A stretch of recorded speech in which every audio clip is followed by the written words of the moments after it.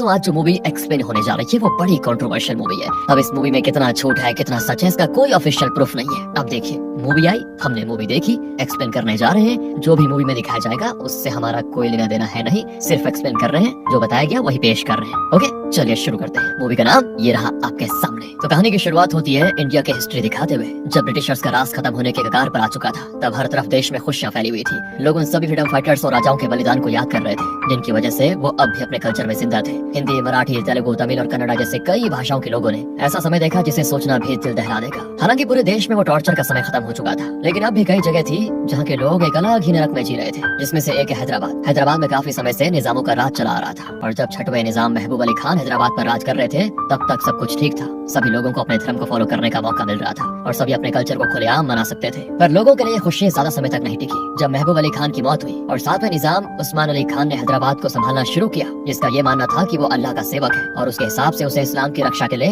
धरती पर भेजा गया है, जहाँ उसके मन में इस्लाम की रक्षा का मतलब था कि हैदराबाद में सिर्फ इस्लामियत फैली रहेगी। और इसके लिए उसने अपनी एक फौज भी बनाई थी जिसका नाम था रजाकार, जिसे इंसान के नाम पर एक जानवर संभालता है और उसका नाम है कासिम रजवी। कासिम का टॉर्चर किसी इंसान के लिए देख पाना बहुत ही मुश्किल था। उसने हर जगह पर धार्मिक स्थल तोड़कर मस्जिदें बनाई, 12,000 से ज्यादा लोगों को इस्लाम में जबरदस्ती कन्वर्ट किया, जिसके साथ निजाम ने भी हर जगह के नाम इस्लाम से जुड़े हुए नामों पर रख दिए। कासिम के टॉर्चर का एक एग्जाम्पल हमें शुरुआत में ही देखने को मिलता है, जहाँ कुछ लोग मिलकर निजाम और ब्रिटिशर्स के अत्याचारों के खिलाफ आवाज उठा रहे थे, क्योंकि अब भी ब्रिटिशर्स पूरी तरह से भारत से गए नहीं थे कि तभी वहाँ पर कासिम आ जाता है और वहाँ खड़े सभी लोगों के गले में रस्सी डालकर उन्हें घसीटते हुए नजदीक के पेट पर सभी को जिंदा लटका देता है, जिसे देखने से सभी की रूह कांप जाती थी। ऐसा नजारा था वो, जहाँ एक एक लटका हुआ इंसान दर्द से तड़पते हुए मारा जाता है। जिसके बाद हम एक ब्रिटिश ऑफिसर को निजाम से मिलते आते हुए देखते हैं, जहाँ दोनों की बातों के दौरान वो ऑफिसर निजाम से कहता है कि सरदार पटेल जी ने आपको यानी कि हैदराबाद को भी भारत में जोड़ने का प्रस्ताव दिया है। जवाब में निजाम कहता है कि ऐसा ही प्रस्ताव हमें पाकिस्तान से भी आया है, पर मैंने इस बारे में अभी तक सोचा नहीं है। हाँ, पर जिस बारे में मैंने सोचा है वो ये है कि आगे जाकर हैदराबाद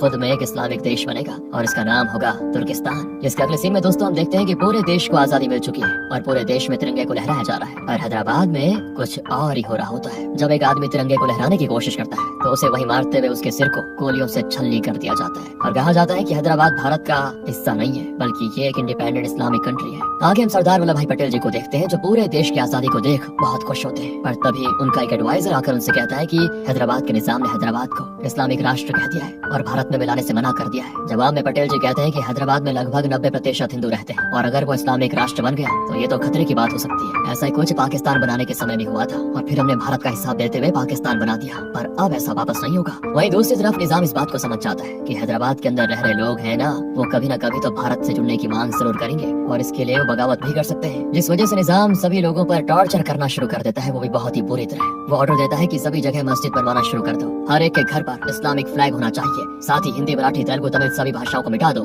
लोग बस अरबी और उर्दू भाषा ही बोलेंगे। जिसके बाद कासिम अपने रजाकार के साथ एक गाँव पहुँचता है जहाँ वो एक टीचर को अपने बच्चों को तमिल या तेलुगु सिखाते हुए देखता है, जिसको देखकर कासिम उस टीचर को वहीं मारने लगता है। उन्हीं बच्चों में से एक बच्चे को मारकर उसके खून से वहाँ उर्दू लिखने लगता है। जिसके बाद तो वो उस टीचर को और दर्दनाक तरीके से मारता है और साथ ही वहाँ पर पढ़ रहे सभी बच्चों को दर्दनाक मौत देता है। जो बच्चा पेड़ पर चढ़ गया उन्हें पेड़ से गिरा कर मारा जाता है। जो बच्चे भागते हुए अपनी जान बचाते हुए नीचे गिर पड़े उसे बड़े बड़े पत्थरों से कुचल कर मार दिया जाता है और सभी को कह दिया जाता है कि यहाँ सिर्फ एक ही भाषा सिखाई जाएगी और वो है उर्दू। पर दोस्तों ये टॉर्चर सिर्फ लोगों के लिए नहीं था बल्कि एक जन्मे हुए बच्चे के लिए भी होता है, जहाँ एक माँ अपने बच्चे को खुद से ही मार देती है क्योंकि उसकी बेटी पैदा हुई थी और उस माँ को याद था कि ये बुरे लोग बेटियों के साथ कितना घिनौना काम करते हैं। पर हैरानी की बात तो तब होती है जब उसकी माँ से एक रजाकार बच्चा पैदा होने पर टैक्स लेने आता है, और जब वो माँ कहती है कि मेरा बच्चा मर गया तब वो रजाकार बच्चे मरने पर भी दोस्तों टैक्स मांगता है। ये सारे अत्याचारों की कहानी पटेल जी तक पहुँच रही होती है और वो अपने लोगों से कहते हैं कि ये हम सह नहीं सकते, हमें अगले 3 महीने में हैदराबाद को भारत में मिलाना होगा कैसे भी करके। इसके बाद हम हैदराबाद के गाँव में इलामा नाम की एक औरत को देखते हैं जो अपनी की भी खेती में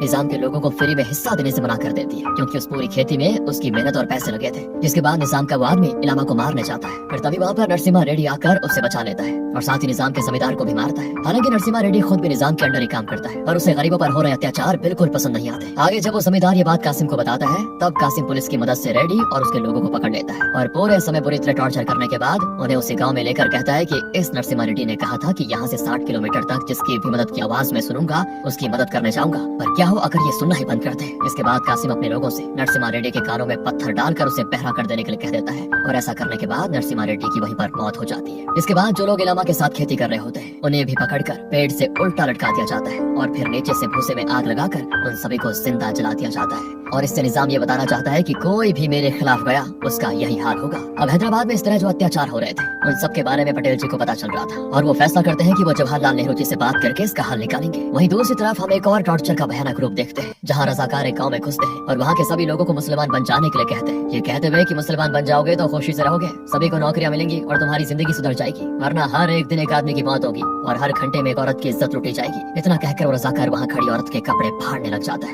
और उन्हीं सभी लोगों के सामने ही बेइज्जती करके उसकी इज्जत लूटता है। साथ ही वहाँ के बच्चों को मारना भी दोस्तों शुरू कर दिया जाता है और मर्दों के साथ जो टॉर्चर किया जाता है ना उन्हें बोल पाना भी बहुत मुश्किल है। एक तरह से सभी गाँव वालों को वहीं खड़े खड़े नरक दिखाई दे रहा होता है। जिसके बाद तो कई लोगों को जबरदस्ती मुसलमान बना दिया जाता है और बाकी लोगों को कल तक का समय दिया जाता है ताकि वो खुद आकर मुसलमान एक्सेप्ट कर ले। इसके बाद रजाकार जब वहाँ से जा रहे होते हैं तब वो गाँव वालों की गाय भी अपने साथ लेकर जाते हैं ताकि वो उन्हें भी मार कर खा ले। और उसी गाँव में कुछ पहलवान हिंदू थे जिन्हें ये चीज बिल्कुल पसंद नहीं आती, जिस वजह से वो उस रात जो सभी मुसलमान बने थे उन्हें वापस हिंदू धर्म में लेकर आते हैं। और अगले दिन जब रजाकार ये देखते हैं तो उनका गुस्सा फूट जाता है। अब वो किसी गाँव वाले को मुसलमान बनने के बारे में सोचना बंद करके सभी गाँव वालों को वहीं पर मारने लगते हैं और किसी को जलाकर तो किसी को शूट करके सभी को मौत के घाट उतार दिया जाता है। आगे हिंदुओं को एक साथ लाने के लिए एक बड़े टावर के सामने कई हिंदू पंडित पूजा हवन करना शुरू कर देते हैं ताकि हिंदू कन्वर्ट ना करें खुद को और धर्म ना छोड़े। पर जैसे रजाकारों की नजर वहाँ भी बढ़ती है वहाँ भी दोस्तों कत्लेआम शुरू हो जाता है। ये सभी बातें पटेल जी तक पहुँच रही थी और अब इन्हें बर्दाश्त करना बहुत मुश्किल हो रहा था,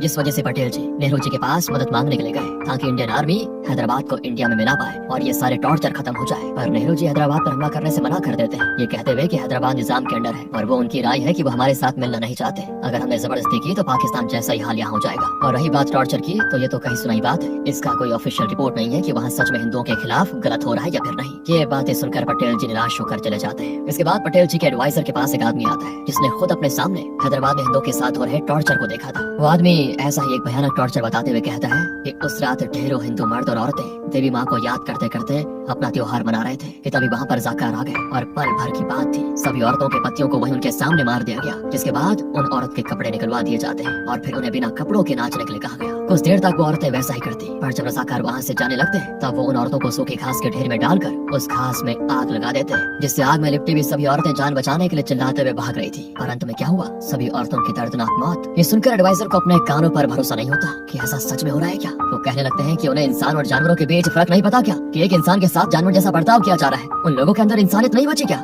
इन सभी बातों से इन लोगों की बेचैनी साफ जाहिर हो रही थी कि ये कितने मजबूर हैं, कुछ नहीं कर पा रहे क्योंकि वहाँ से कोई ऑफिशियल खबर ही नहीं आ रही है। और इसका एक कारण है कि हैदराबाद के सभी न्यूज़पेपर्स निजाम के अंडर है, इसलिए वो उसमें अपने खिलाफ कुछ भी लिखने नहीं देता। आगे हम एक और हैवानियत देख पाते हैं जहाँ गाँव में एक बच्ची अभी अभी मैच्योर हुई होती है और उसे पीरियड्स आए होते हैं और देश के कई जगहों पर लड़की के पहले पीरियड्स को सेलिब्रेट किया जाता है, जिस वजह से उस बच्चे के घर वाले और वहाँ के सभी लोग इसको सेलिब्रेट कर रहे होते हैं कि तभी वहाँ पर एक रजाकार आ जाता है और उस बच्चे को उठाकर अपने साथ लेकर जाने लगता है, ये कहते हुए कि अब ये बच्ची नहीं रही।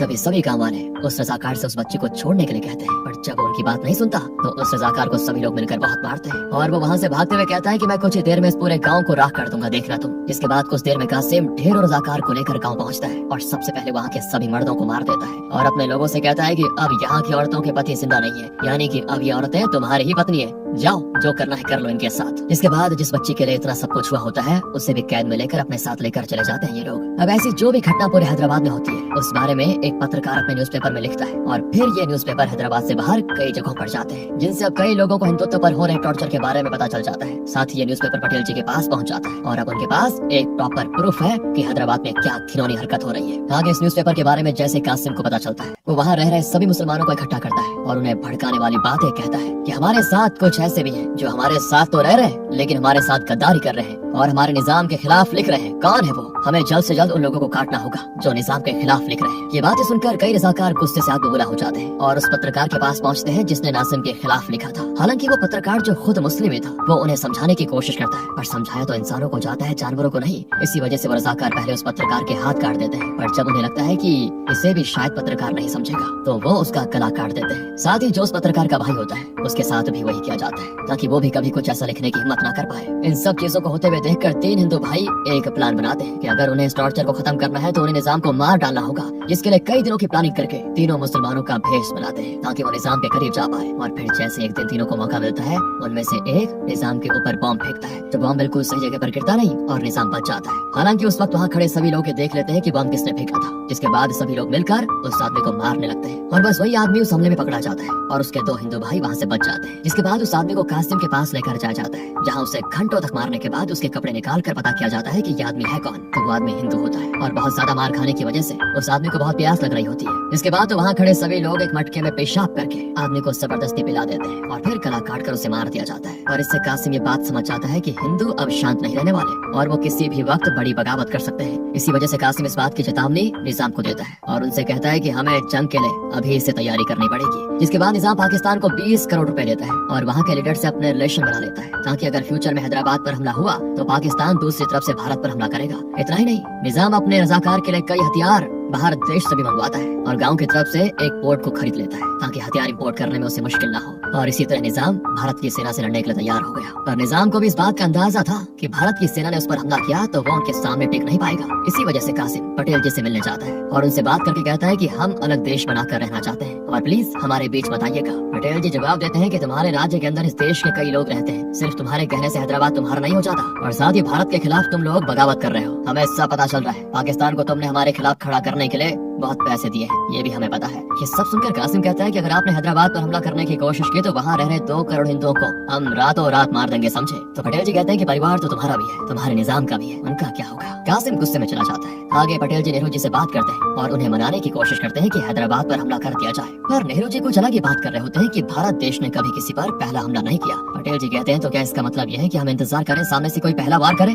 फिर काफी सोचने समझने के बाद नेहरू जी भी हमला करने के लिए मान जाते हैं और उसी रात इंडियन आर्मी को बुलाकर हैदराबाद पर हमला करने की प्लानिंग शुरू की जाती है। जैसे ये बात निजाम को पता चलती है तो वो रजाकारों के साथ सभी हिंदुओं को मारने निकल जाता है। पर इस वक्त तक हिंदुओं में भी डर खत्म हो चुका था और वो सभी एक साथ रजाकार के खिलाफ खड़े हो जाते हैं, जिससे कई जगहों हजारों रजाकार की मौत हो जाती है और हिंदुओं को इस टॉर्चर से बाहर निकलने का रास्ता दिखने लगता है। दूसरी तरफ अगले दिन ही इंडियन आर्मी हैदराबाद में घुसती है और एक एक करके जहाँ जहाँ रजाकार आर्मी पर हमला करने के लिए छुपे होते हैं उन्हें मारना शुरू कर दिया जाता है। इसमें वहाँ के लोग भी आर्मी की मदद करते हैं और बस कुछ ही घंटों में रजाकार लगभग खत्म होने के कगार पर आ जाते हैं। साथ ही निजाम को भी अपना अंत सामने दिखने लग जाता है। निजाम पाकिस्तान से तब मदद मांगता है कि पाकिस्तान इस वक्त भारत पर हमला करे, पर जब पाकिस्तान भारत का नहीं हुआ वो हैदराबाद का कैसे हो सकता है। पाकिस्तान भारत पर हमला करने से मना कर देता है और कुछ बहाना करके बात को टाल देता है। उस वक्त इंडियन आर्मी सभी रजाकारों को मार देती है और यहाँ तक कि ढेरों मुसलमान भी रजाकारों के खिलाफ आकर खड़े हो जाते हैं। आखिर में निजाम को भारत सरकार के आगे झुकना ही पड़ता है और खुद की शान बचाने के लिए निजाम रेडियो पे लाइव आकर ये बात कहता है कि अब से हैदराबाद भारत का हिस्सा है और यहाँ भारत सरकार का राज होगा।